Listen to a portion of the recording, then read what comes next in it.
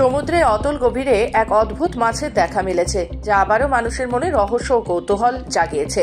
মাছটির শরীর ইস্পাতের চাবুকের মতো লম্বা এবং বড় বড় চোখ দেখে অনেকেরই ভয় ধরেছে। সমুদ্রগামী ডুবুরিদের একটি দল সমুদ্রে গভীর অনুসন্ধান করতে গিয়ে এই মাছটির দেখা পান। তারা মাছটির শরীর স্পর্শ করতেই সেটি সামান্য নড়ে দূরে সরে যায়। এই মাছটির পোশাকি নাম অরফিশ, তবে এটি ডুমসডে ফিশ বা কেয়ামতের মাছ নামেও পরিচিত।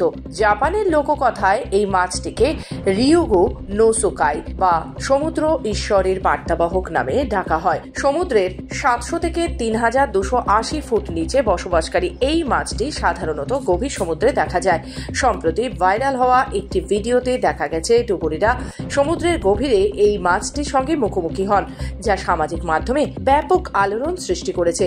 তবে ভিডিওর সত্যতা যাচাই করেনি খবর বাংলা। সাধারণত এই মাছের দেখা পাওয়া সমুদ্রের সুস্থতা ও পরিবেশের ইঙ্গিত দেয়, তবে এর উপস্থিতি নিয়ে মানুষের মধ্যে মিশ্র প্রতিক্রিয়া দেখা দিয়েছে।